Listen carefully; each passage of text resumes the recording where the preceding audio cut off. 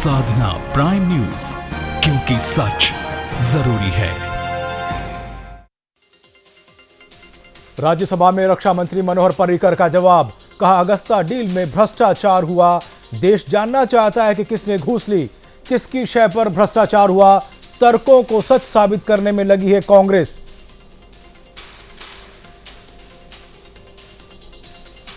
Agusta मामले पर राज्यसभा में बीजेपी नेता सुब्रमण्यम स्वामी का बयान, तथ्यों पर आधारित है आरोप, बदले की भावना से काम नहीं, यूपीए ने अगस्ता के पक्ष में नियम बदले, जिनके नाम है उनसे पूछताछ होनी चाहिए। राज्यसभा में हेलीकॉप्टर घूसकांड पर चर्चा के दौरान कांग्रेस नेता अहमद पटेल की सफाई, कहा आरोप सिद्ध हुए तो राजनीति से ले लूंगा संन्यास, कांग्रेस को किया जा रहा है बिला वजह बदनाम।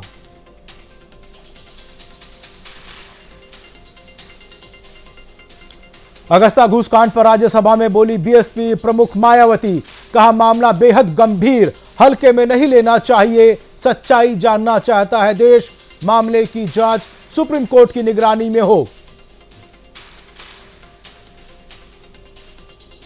अगस्ता मामले में कांग्रेस नेता अभिषेक मनु सिंघवी का राज्यसभा में बयान, कहा सरकार भटका रही है ध्यान, कोर्ट के फैसले का निकाला गया गलत मतलब, सोनिया गांधी के खिलाफ कोई सबूत नहीं।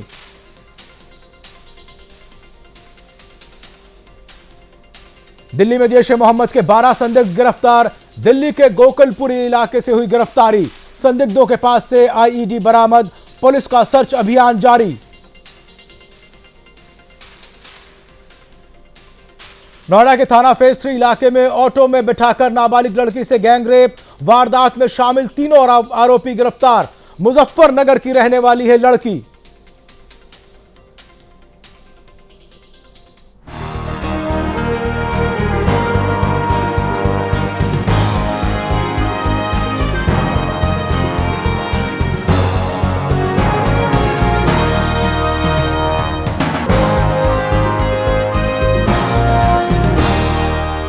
नमस्कार, मैं हूं मारूफ रजा। प्राइम न्यूज में आपका स्वागत है। वक्त है प्राइम एजेंडे का। सियासत में अब मर्यादा खत्म होने लगी है, यानी अब सियासत करनी है तो आपको अपनी मर्दानगी साबित करनी होगी। ये हम नहीं कह रहे, बल्कि ये उत्तर प्रदेश के कद्दावर नेता और यूपी के कैबिनेट मंत्री आजम खान का कहना है।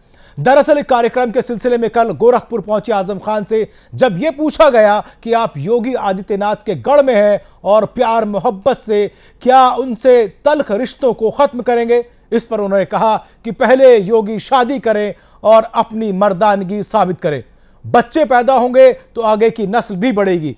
यही नहीं, जब कैबिनेट मंत्री आजम खान से साक्षी महाराज के मुस्लिम धर्म में तलाक खत्म करने के बयान पर सवाल पूछा गया तो उन्होंने कहा कि बलात्कारी की बात मत करें। जो आदमी पहले से ही एक किशोरी से बलात्कार के मामले में आरोपी है तो उसकी बात कर मेरी तौहीन ना करें। इसमें कोई शक नहीं कि इसी तरह के विवादित बयान देने के लिए योगी आदित्यनाथ और साक्षी महाराज भी जाने जाते हैं, लेकिन इसका मतलब क्या यह है कि गलत को गलत तरीके से जवाब दिया जाए? क्या गलत को हम सही तरीके से जवाब नहीं दे सकते? हालांकि योगी आदित्यनाथ ने आजम खान पर पलटवार किया और कहा कि कौन मर्द है कौन नहीं है यह आजम खान नहीं तय करेंगे, यह बहुत पहले तय हो चुका है। आजम खान को अपने गिराबा में झांकना चाहिए। उनका इस प्रकार का बयान साबित करता है कि मानसिक रूप से वो स्वस्थ व्यक्ति नहीं है जो इस तरीके का बयान दे रहे हैं। योगी आदित्यनाथ ने कहा कि प्रदेश के मुख्यमंत्री को सुझाव देता हूं कि आजम खान को किसी पागल खाने में भर्ती करें और मंत्री पद से बर्खास्त करें। हैरत होती है जब कोई नेता अपने विरोधी नेता के लिए विवादित और गैर मर्यादित बयान देता है। सवाल है कि आखिर किस दिशा में जा रही है आज की राजनीति? आखिर आजम खान को योगी आदित्यनाथ और साक्षी महाराज के खिलाफ ऐसे शब्दों के इस्तेमाल की जरूरत क्यों पड़ी? क्या इस विवादित बोल के पीछे 2017 के यूपी चुनाव की कोई रणनीति छिपी है? सियासत में मर्यादा की जगह मर्दानगी की बात क्यों? सवाल है कि आखिर क्यों गिर रहा है राजनीति का स्तर? क्या यह माना जाए कि आजम खान इस बात को भली भांति जानते हैं कि इन नेताओं के खिलाफ बयान देंगे तो उन्हें ज्यादा सुर्खियां मिलेंगी? इन्हीं सवालों पर है आज का हमारा प्राइम एजेंडा।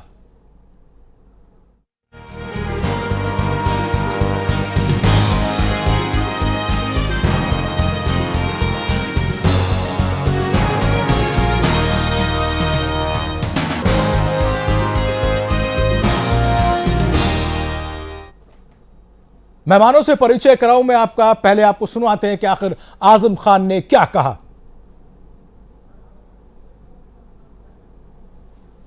देखिए, पहले तो वो शादी करें,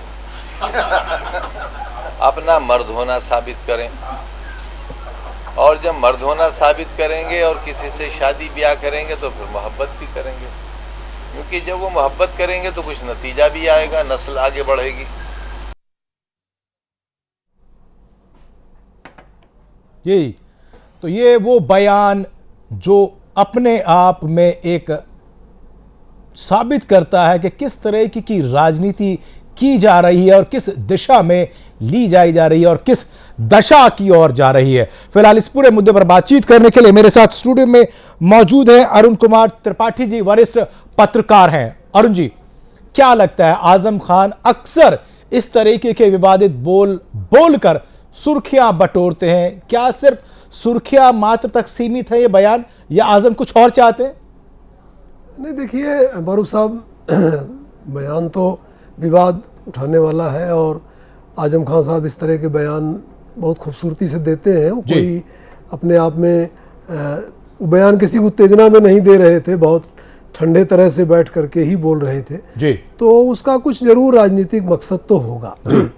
विवाद खड़े हो रहे हैं, विवाद होंगे भी जब इस तरह के बयान दिए जाएंगे। यानी ये माना जाए कि वो जानबूझ करके ऐसे बयान देते हैं और उन्हें मालूम है कि खास करके बीजेपी के कौन से ऐसे नेता हैं जिनको टारगेट करेंगे, और टारगेट करेंगे तो मीडिया में सुर्खियां तो मिलेंगी ही।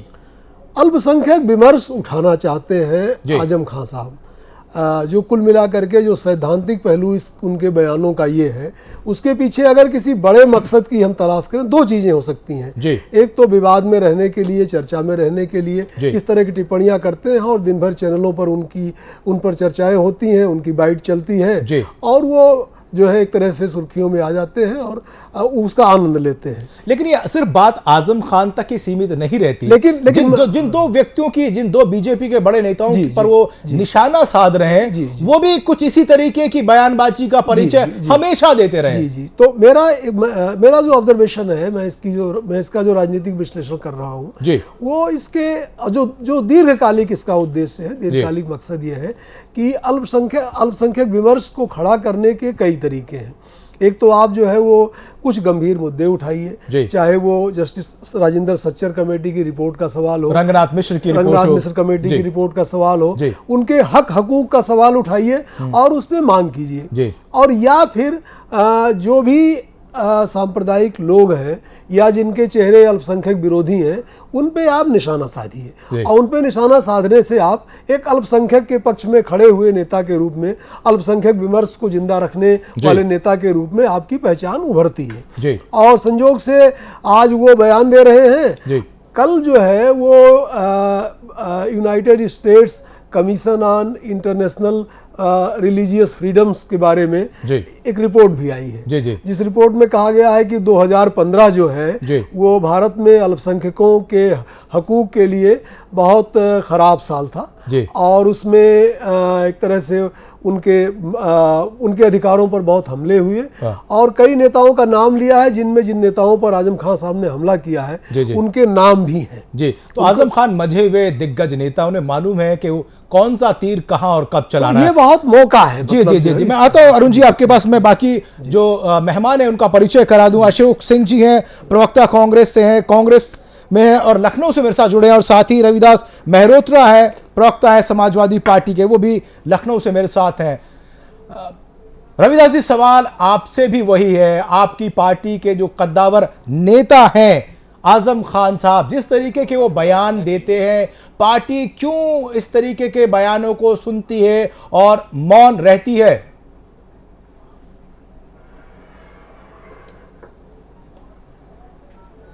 देखिए मारूफ भाई, हम लोग ये चाहते हैं कि मुद्दों पर बहस हो और जो जनता के मुद्दे हैं उन पर बात हो, जनता की समस्याएं हैं उन पर बहस हो।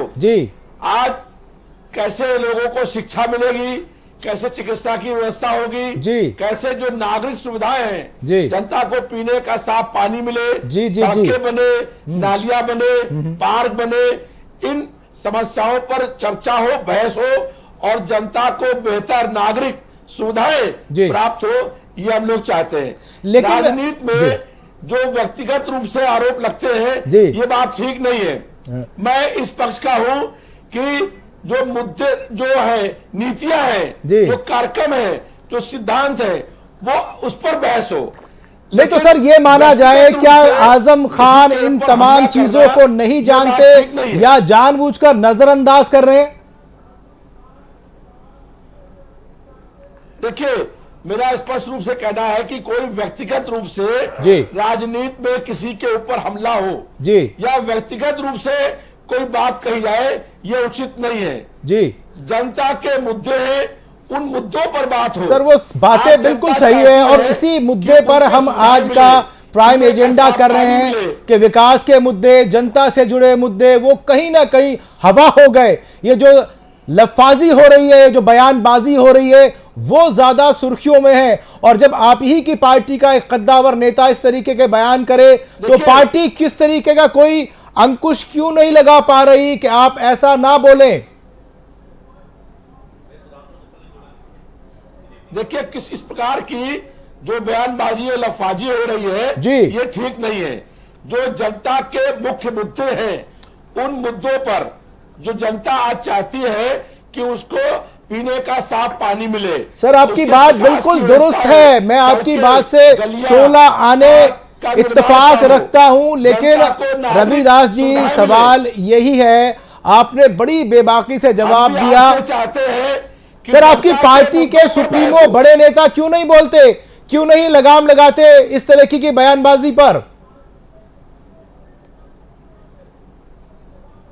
देखिए, मैंने कहा कि इस संबंध में जो पार्टी के राष्ट्रीय अध्यक्ष हैं माननीय मुलायम सिंह जी, वो उनके संज्ञान में बात है, वो करेंगे। लेकिन मेरा कहना स्पष्ट रूप से है कि जनता के जो मुद्दे हैं, उन मुद्दों को हल करने की बात हो, उस पर बयानबाजी हो, उस पर बहस हो। लेकिन सर आपकी पार्टी के इतने वरिष्ठ नेता जो है, जब खुद ही सरकार की नीतियों या योजनाओं या विकास की बातों पर गौर नहीं करेंगे और इस तरीके की लफाजी में और बयानबाजी में पड़ेंगे, तो भटकाव तो आपके यहां पर है सर। इसके ऊपर चर्चा और बहस हो, इसके ऊपर बयानबाजी हो, ये व्यक्तिगत रूप से बयानों पर के पक्ष में नहीं हो। ठीक है सर, ठीक है, मैं आपकी बात को समझ गया, आपकी मजबूरी को भी समझ गया, क्योंकि सीधे तौर पे उन पर अंकुश लगाने की कहीं कोई बात की नहीं जा रही, इसलिए लगातार इस तरीके के बयान आते रहे हैं और आगे भी भविष्य में हमको सुनाई देते रहेंगे। अशोक जी के पास जाना चाहूंगा। अशोक जी, क्या कहना है?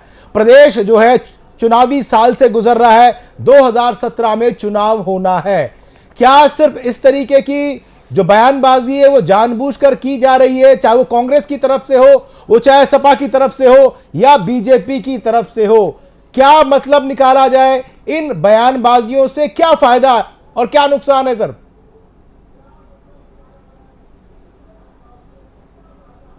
मारूफ साहब, ये चुनावी वर्ष उत्तर प्रदेश में और लगातार जिस तरीके से 4 साल में बिहार में जब चुनाव हो रहे थे मारूफ साहब तो एक बयान आया राष्ट्रीय अध्यक्ष भारतीय जनता पार्टी का और कहा कि परिणाम तो पटना में आएंगे और पटाखे पाकिस्तान में फूटेंगे।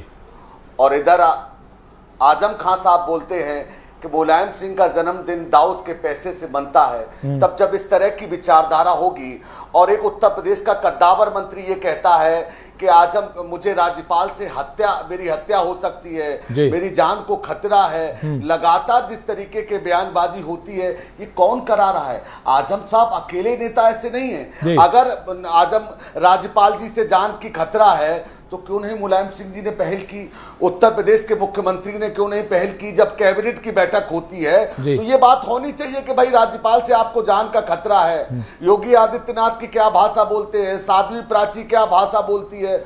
मुझे लगता है 100 से ज्यादा उत्तर प्रदेश दंगे देख चुका है। यूपी में है दम और जुर्म यहाँ है कम है, ये मैंने नहीं कहा, ये समाजवादी पार्टी का अपना पुराना नारा है। और लगातार जब समाजवादी पार्टी की मारूफ साहब सरकार होती है तो इस तरह के बयान, और जब चुनावी वर्ष होती है तो इस तरह के बयान लगातार देखने को मिलेंगे। अभी 8 महीने का वक्त बचा है, देखिए आगे आगे क्या होता है। ये वही दौर देखने को मिलेगा कि एक जना कहेगा कि रामलला हम आएंगे और मंदिर वहीं बनाएंगे और दूसरा दल कहेगा कि हम परिंदा मार भी नहीं मारेगा तो प्रदेश के विकास की कोई चिंता नहीं है। आज प्रदेश के विकास की कोई बात नहीं करता। एक आदमी कहता है, एक मंत्री कहता है कि औरत बच्चा पैदा करने की मशीन है, क्या निंदा की। एक राष्ट्रीय नेतृत्व तो कहता है कि गलतियां जवानी में हो ही जाया करती है। तो ये विचारधारा है। हम क्या समाज को देते जा रहे हैं? सरकारें आती जाती रहती है, मगर समाज का जो आईना है, जनता को आप क्या परोसने जा रहे हैं? आने वाली नस्ल को आप क्या परोसने जा रहे हैं? हम 27 साल से मारूफ साहब बाहर हैं, हम संख्या बल में कमजोर हैं, हम निश्चित तौर पर सरकार बनाने की स्थिति में नहीं है, मगर अब जनता पूरी तरह समझ चुकी है। जनता इन दोनों दलों को समझ चुकी है। पटाखे पाकिस्तान में नहीं फूटेंगे, उत्तर प्रदेश में फूटेंगे और जनता जवाब देगी 2017 में मारूफ साहब। ठीक है, यानी कि सब कुछ जो जितना भी गुणा भाग जो है, नफा नुकसान है, वो सबका सब चुनावी चश्मे से देखा जा रहा है। अरुण जी क्या कहेंगे कि चुनावी साल है, इस वजह से डेलिबरेटली इस तरह की बयानबाजी की जा रही है? थोड़ा मैं रविदास जी हमारे विश्वविद्यालय के सीनियर रहे हैं जी, और अशोक जी से भी मेरा पुराना परिचय विश्वविद्यालय में ही है जी। रविदास जी की बात से थोड़ा हटते हुए, अशोक जी की बात से थोड़ा हटते हुए मैं दो बातें कहना चाहता हूँ जी। एक तो चुनाव सिर्फ सड़क, पानी, बिजली इन्हीं मुद्दों पर अगर जीते जाते तो भारतीय राजनीति में इतना ध्रुवीकरण न होता जी। वो बार बार होता है, किया भी जाता है जानबूझ करके, क्योंकि राजनीति और राजनीतिक दल जानते हैं कि बिना इसके जो है वो मतदाता मोबिलाइज नहीं होते। जज्बात को आप भड़काइए जी, और अपना वोट बैंक जो है पक्का कर लीजिए। हाँ, जज्बात पे कहीं ना कहीं उंगली रखनी पड़ती है जी। ये एक मसला है जी। तो क्योंकि उत्तर प्रदेश में मैं ये नहीं कहूंगा कि विकास कार्य नहीं हो रहा है। अखिलेश यादव मुख्यमंत्री के रूप में, और जब से उन्हें स्वतंत्र प्रभार जैसा या स्वतंत्र आजादी मिली है काम करने की पिछले 10-12 महीनों से, तब से वो बहुत दिन रात काम कर भी रहे हैं, तमाम योजनाओं को लागू कर रहे हैं। तो इसलिए खारिज नहीं किया सकता कि विकास कार्य नहीं हो रहा। लेकिन अरुण जी सवाल यही उठता है, ठीक है आप विकास का काम कर रहे हैं, तो आपका इतना बड़ा मंत्री, कद्दावर नेता जिसके पास एक पूरा इतिहास है राजनीति का, वो आपके विकास की चर्चा नहीं कर रहा, आपके विकास का बखान नहीं कर रहा, उसका बयान नहीं कर रहा जी। मैं मारूफ साहब उन्हीं बात पर आ रहा हूं जी। एक निजी दिक्कत जो है वो आजम खां के साथ भी है जी। और एक दिक्कत पार्टी के लेवल पर भी समाजवादी पार्टी के साथ है जी। आजम खां साहब के साथ दिक्कत ये है कि वह पार्टी को जिस राष्ट्रीय परियोजना में शामिल करना चाहते हैं, लेके जाना चाहते हैं, पार्टी के का जो नेतृत्व है उससे सहमत नहीं है। वह बिहार में महागठबंधन से सपा के अलग होने के विरोध में थे जी। और उन्होंने बार बार इस बात को कहा भी है कई चैनलों पे इंटरव्यू में भी, जिसमें एक आदमी मैं भी था, कि ये बिहार की जनता ने देश को संदेश दे दिया है और हमें उस संदेश को समझना चाहिए। लेकिन समाजवादी पार्टी है, उसका नेतृत्व उस संदेश से इत्तेफाक नहीं करता, उससे असहमत है।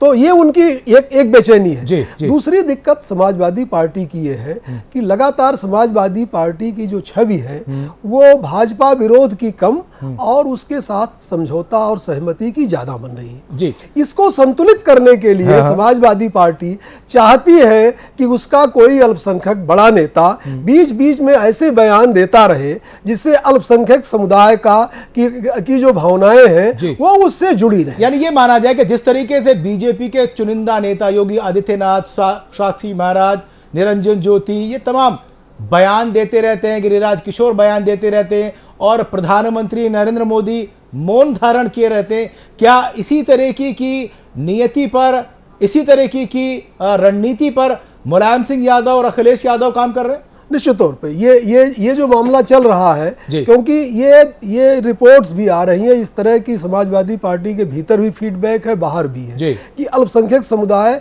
उनसे दुखी है और अगर कोई ठोस कार्यक्रम, कोई ठोस जो है उनको उपलब्धियां अगर उनको जो है गेन नहीं हुआ आने वाले 7-8 महीनों में, तो या तो भावनात्मक रूप से उनको समझाया बुझाया जाएगा, नहीं तो वो अपना मन किसी और दिशा में भी बना रहा है। चलिए एक बार दोबारा मैं रुख करता हूं रविदास जी आपकी तरफ।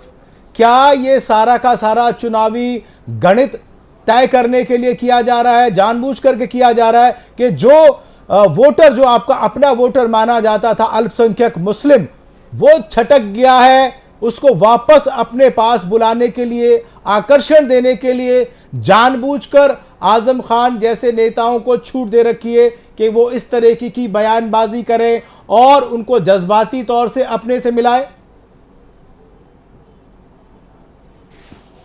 देखिए मारूफ भाई, पहली बात तो ये है कि अल्पसंख्यक वोट कोई जो है छटक नहीं गया है। अच्छा, अल्पसंख्यक वोट जो है वो साथ में है जी। दूसरी बात यह है कि चुनाव आने वाले हैं और इस तरीके के बयान उचित नहीं है। मेरा ये मानना है कि राजनीति में जो जनता के मुद्दे हैं, जो जनता की परेशानियां हैं, जनता के तकलीफ है, दुख है, दर्द है, इसके ऊपर बहस और चर्चा होनी चाहिए। जो जनता को नागरिक सुविधाएं उपलब्ध चाहिए उस पर चर्चा हो, उस पर बहस हो, और कैसे जनता को बेहतर सुविधाएं उपलब्ध कराई जाए इस पर बयानबाजी हो, इस पर चर्चा हो, इस पर बहस हो, ये हम लोग चाहते हैं।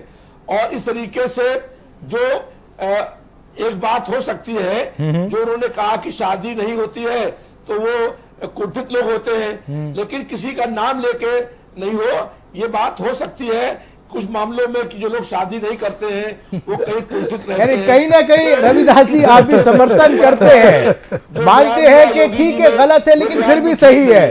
तो इस तरीके से जो पलटवार और जो राजनीति का स्तर गिर करके जो बयान दिए जा रहे हैं वो ठीक बात नहीं है। चलिए सर, ये चाहते हैं कि जनता के ठीक है सर, जनता के मुद्दे उठने चाहिए लेकिन उठ कुछ और रहे हैं, उन पर काबू आपका भी नहीं और पार्टी का भी नहीं। अशोक जी क्या कहेंगे?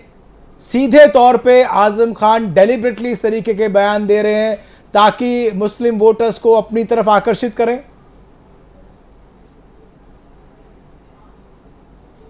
नहीं देखिए मारूफ रजा साहब, सवाल इस बात का है कि उत्तर प्रदेश में 350 पुलिस कर्मचारियों की हत्याएं हो चुकी, उसमें कोई चर्चा नहीं हो रही। और आज बड़ा गंभीर सवाल हुआ है कि उत्तर प्रदेश में बुंदेलखंड में एक भुखमरी से आदमी की डेथ हो गई। जी। आज राष्ट्र मुख्यमंत्री ने कहा था कि डीएम जिम्मेदार होंगे, कार्रवाई हुई नहीं हुई, इस पे कभी चर्चा नहीं हुई है। कभी आजम खान साहब ने जनता के इश्यू उठाए नहीं उठाए। विवादों में रहना आजम साहब की पुरानी सियासत है और यही कारण है कि बार मुझे वाकया याद है कि भारत मां को डायन कहने इस तरह के वक्तव्य आए। मुलायम सिंह का जन्मदिन अगर रामपुर में मना रहे हैं तो गले दाऊद का पैसा है।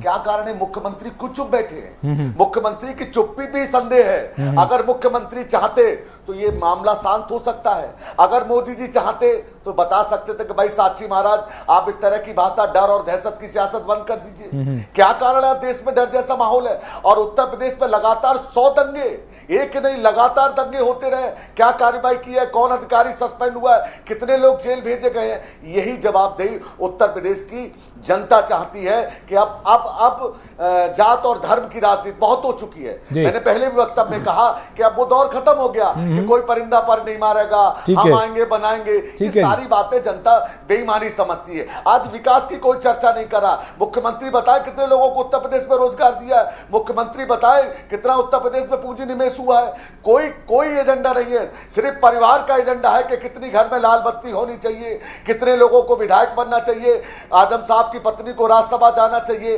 अरे भाई शादी ब्याह से फुर्सत है तो आम जनता के घर चले जाइए। देख लीजिए लखनऊ राजधानी का आलम, 1090 को दुहाई देते हैं। हालात क्या है? लखनऊ की लड़की को काट दिया गया और रोज, और 1090 खुद जो इंचार्ज है वो खुद उस संदेह के घेरे में आ गया। तो सवाल है कि सरकार की कथनी और करनी में मारूफ बड़ा सवाल, और यही कारण है कि मुख्यमंत्री रविदास जी कितना इत्तेफाक रखते हैं, इतने बड़े इल्जाम, इतनी लंबी चौड़ी फहरिस्त जो गिना दी अशोक जी ने कि प्रदेश में कुछ नहीं हो रहा है, सिर्फ हाहाकार मचा हुआ है, त्राही त्राही है और वहां पे जुर्म का जो है वो राज है। और आप बात कर रहे हैं कि वहां पे विकास होना चाहिए, जनता के मुद्दों को उठाना चाहिए, लेकिन अशोक जी कह रहे हैं वहां कुछ भी नहीं हुआ अभी तक। देखिए ऐसा है कि प्रदेश में 4 साल में बहुत से विकास के काम हुए और जो वादे चुनाव में किए गए थे उन तमाम वादों को पूरा करने का काम हुआ है। अब आप बोल रहे थे अशोक जी सुन लेने दीजिए। अशोक जी फिर मैं आपके पास आऊंगा। अशोक जी थोड़ा सा धैर्य रखिए, ठीक है? आप बोल चुके, आपने सारे जो आरोप लगाने थे लगा दिए। रविदास जी को बोलने दीजिए, जवाब सुन लीजिए उनका। अब वो जवाब सुनिए जी रविदास जी।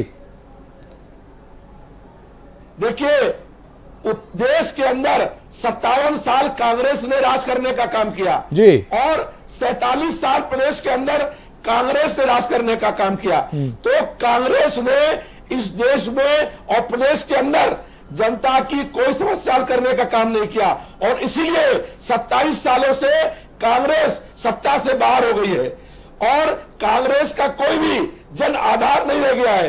कांग्रेस का जन आधार खत्म हो गया है। जब कांग्रेस ने इस देश में आपातकाल लगा करके जुल्म, अत्याचार, अन्याय करके पूरा देश जेल खाना बना दिया, तो कांग्रेस पार्टी को यह कहने का अधिकार नहीं है 57 साल देश में राज करके देश कहां चला गया।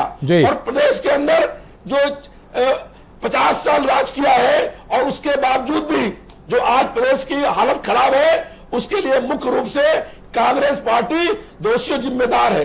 आपको याद होगा जब इस देश में आपातकाल लगा तो प्रेस के ऊपर बैन लगा दिया गया, पूरा देश जेल खाना बन गया। हम सब खुद भी 20 महीने आपातकाल में जेल के अंदर बंद रहे। तो कांग्रेस का कोई लोकतंत्र में विश्वास नहीं है। ये तानाशाही के माध्यम से राजतंत्र की स्थापना करना चाहते थे और चाहते थे कि अधिनायकवाद और तानाशाही के माध्यम से दिल्ली में सरकार थी इंदिरा गांधी की 5 साल का कार्यकाल था लोकसभा का, 1 साल का कार्यकाल बढ़ा दिया और 6 साल इंदिरा गांधी देश में बिना चुनाव कराए हुए 6 साल देश की प्रधानमंत्री रही।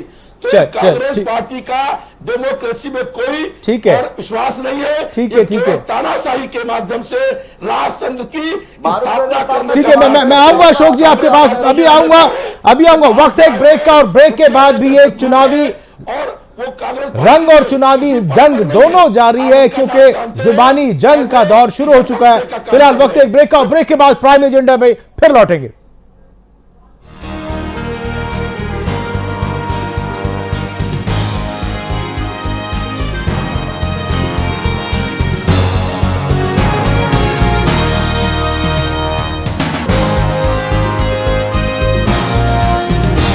गए मेरे